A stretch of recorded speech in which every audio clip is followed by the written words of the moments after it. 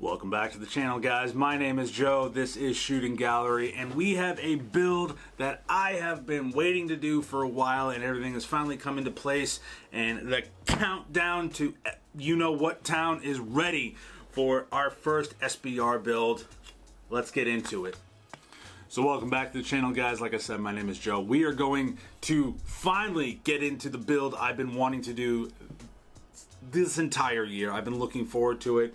You guys remember when I picked up this BRN 180 lower receiver from Brownells. This is their forged lower receiver. Unfortunately, they do not make this particular receiver anymore. They have the billet receiver available, and you also will have to get a Midwest Industries Picatinny rail for this particular receiver for, you know, bufferless uppers. We have a video I'm going to link here or here, wherever it shows up, on the top 3 receivers that you can put on there. But one thing I do have to add, I was unaware that the FM15 from Foxtrot Mike would work on the forged lower. I was reading some comments, and a couple people actually reached out and said, hey, listen, they just said that it doesn't really work. So I'm sorry, I got it wrong. Admonish me. So far, we just got a basic GI parts kit, which I wasn't really happy with the quality of certain things on there, but you get that with certain parts kits.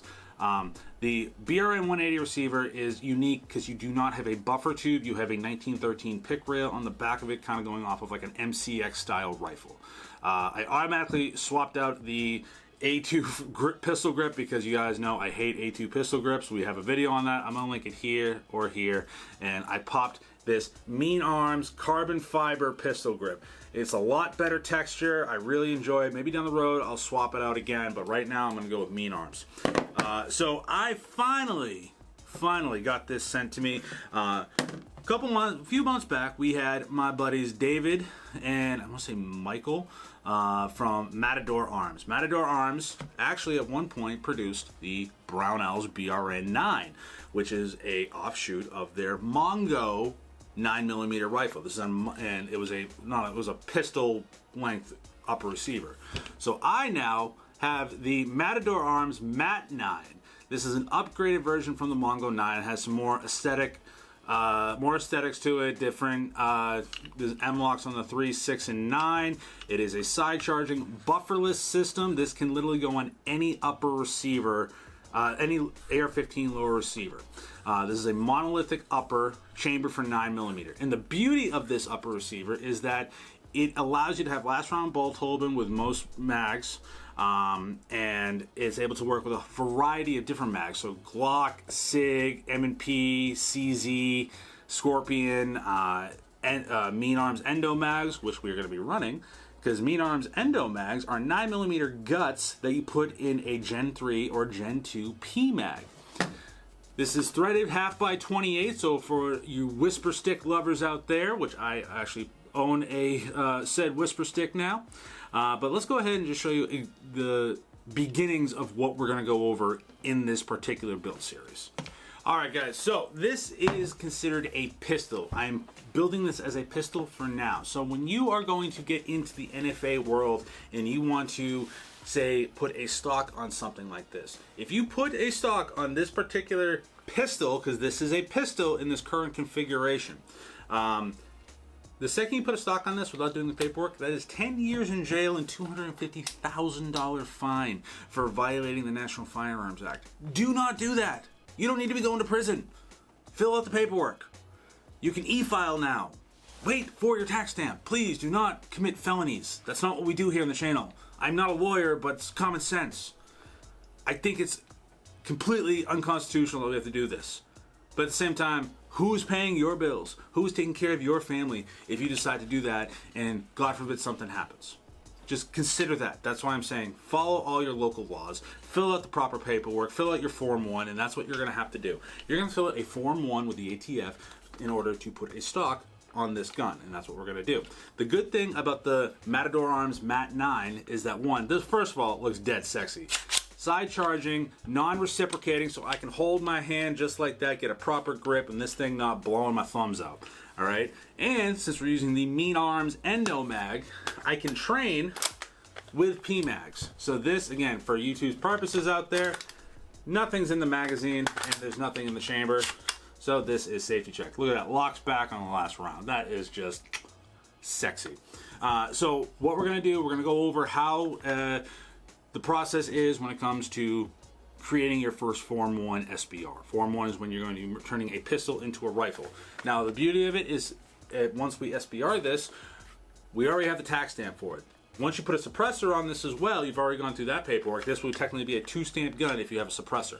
But you get the stock, you have whatever 1913 Picatinny rail attachment stocks, you can get your SIGs, Midwest Industries, J-Mac Customs, you name it. We're going to be testing a lot of different stocks on this particular build once we get the paperwork back. I have not started my paperwork yet. I got to wait to get the money together for the tax stamp.